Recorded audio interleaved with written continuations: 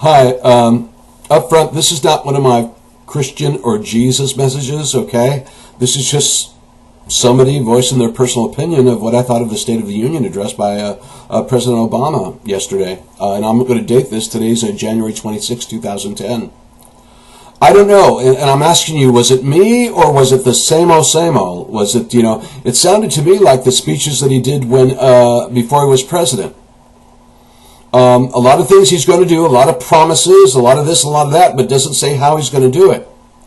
For instance, like in the year 2035, that 90% of the American people are going to be driving electric cars. Well, I'm sorry, the young man that's going out on a date, I don't think he's going to want to pull up in his Chevy. Is it called a Volt? Or is it called a Bolt?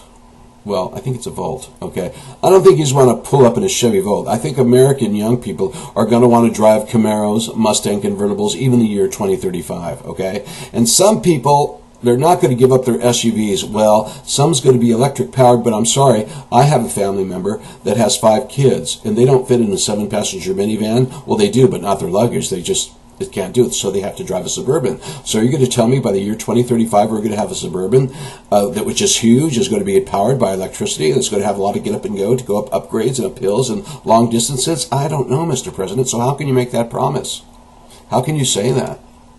And this thing about bullet trains and all this stuff, and we need to do this and that. Well, we need to do a lot of things, but first thing we need to do, like we've been telling you from day one, is get these people back to work. See, once you get the people back to work, then they're going to pay their sales tax, and they're going to pay their property tax, and all sorts of taxes which fund the government. But you got to get them back to work, because then they're going to buy their stereos, their cars, their cell phones, or this and that, which will stimulate the economy. But Mr. President, you got to get them back to work. But after he was inaugurated, what's the first thing he did? The day after he was inaugurated, signed something to close Guantanamo Bay. Yes, that was the top of my list, Mr. President. Yes, let's close Gitmo. The American people have been dying for you to do that for all these years. Boy, that was top on their list.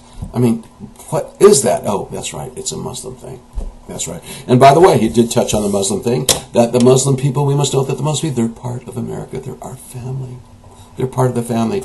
Well, I don't know if you're aware, Mr. President, but today on Fox News, they reported, as far as a trial that's going on, young Norma Maliki. She was run over by her father, Hassan Maliki. It was in an honor killing. Ran over her in public. And the witnesses said she was held by a woman. And as she was lying there, I don't know, dead or bleeding to death. And the poor lady was just weeping and crying. Well, come to find out, that was the boyfriend's mother. And they looked at the father, all they could see was just anger. And the father admitted this was an honor killing because she was becoming too westernized. Okay, now, this wasn't an extreme Muslim. This wasn't a Muslim radical that wants to blow it up, just a regular Muslim that was just unhappy with his daughter being too American. Also, I don't know if you saw it on Fox News. Bill Hemmer, I think it was about 8 months ago, did a special, I believe it was called Honor Killings in America, which told about these 2 young girls.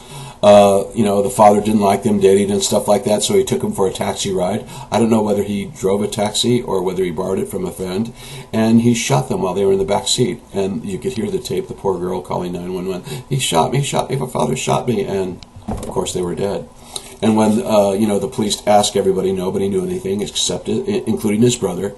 And when the press approached his brother, he would just yell at them, "Don't talk to me, I don't want to talk to you, you Americans, you Jewish," he called them dirty Jews. I don't know what Jews have to do with it.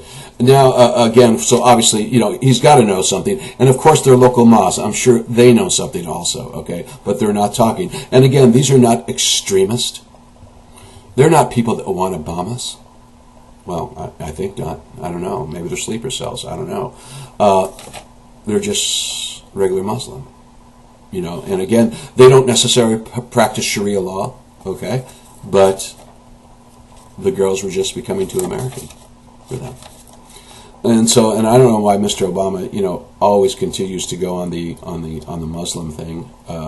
Maybe because when he was a child, I know he says he's Christian, but when he was a child in Africa, the only school that he was able to go to was a Muslim school. And everybody knows between 0 and 8 years old, that whatever you teach that child, well, let me explain it this way. The child's brain is a computer, and you're programming it, okay? You're programming that computer of what that child's going to be. And although he says he's a Christian, and everybody says he's a Christian, but that Muslim teaching, because I'm sure in the Muslim back in those days, or even these days, Muslim schools don't teach other religions, or are totally, we're not going to be biased or anything like that. Of course not. And all that was programmed into his brain, and it never was unprogrammed. Okay, so that's why I believe he's sympathetic towards the Muslims, because somewhere in his brain when he was a child, it was drilled into him. Okay, another thing he talked about in the State of the Union was, of course, immigration children and all that. And I don't need to go into that because we've been over that many times before. But also about his health care, how that was so important, his health care initiative. It has to go through. But today, and that's mostly why I'm doing this message, not just the State of the Union, but today I heard on the record with Greta on Fox News, and they actually showed the clip. It's not just her talking about it.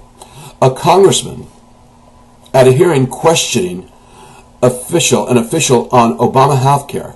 This congressman was I wrote it in my notes somewhere and I didn't write it on this little card. Oh, I forget what his name is, but you can watch it. They're going to repeat it. They were questioning a Mr. Foster, and he said, "You answer true or false." Said, "Will the health plan Mr. Obama introduced reduced health cost?" False. Okay. Will the Obama plan, will you be able to keep your own health plan? False. And one of these, I saw the film clip, it was like absolutely false. I don't know which one it was. So we've got to understand, if somebody lies to you, they're a liar. Okay? And how do you know they're not lying to you all the time? Okay. Just like, remember when Mr. Obama became president and he went his first trip to the Middle East and he bowed down, he shook the hand of I don't know if he shook the hand of the prince or the king of Saudi Arabia, and he bowed down low to him. Even me, a layman, knows that the president of the United States does not bow down to anybody, okay? Anybody. Especially any foreign dignitary. You don't do that. But of course, like... he's inexperienced, okay? And he bowed down. And what did the press secretary Gibbs say? I remember him saying it time and time again. No, he didn't bow down. No, he was shaking his hand with two hands like that. And, he didn't bow down at all. Now, do you think, Mr. Gibbs, that the American people are that stupid that we're going to believe you? We saw him bow down low. How can you lie to us and think the American people are that stupid to believe your lie? And again, if they lie to you, they'll lie time and time again. So, tell me, was it the same old? Did it sound like a pep talk? Did it sound like he was, running for president again in 2012? All he says he's not concerned about that, but come on, he is. So, let me know. Because to me it was the same old promises, we're going to do this, we're going to do that, but it doesn't say how we're going to do it, okay? So thank you for listening. Share this with somebody, because I'd really like you to know, is it me or was it this the same old pep talk, same old campaigning like he's done before? Just like before the last November election of 2010, he was out there campaigning for the Democrats in this office and that office. Mr. President, okay, please stay at home, okay? Don't worry about 2012. Just stay at home in your office, do the job, fix the country like you promised you said you'd do, and you haven't. Okay? And 2012 will take care of itself. If you just do the job you're supposed to do. Stay at home, stay in your office, fix this country. It's real simple. Even I know ways you can fix it. And so do the people on the news, economists and things like that. So thanks for listening. Spread the message. Well, let me know if you felt the same way. And advise caution on the Muslim thing. Remember, watch the news on stuff like that. Those aren't terrorists. They're regular Muslim people. So thank you for listening. God bless.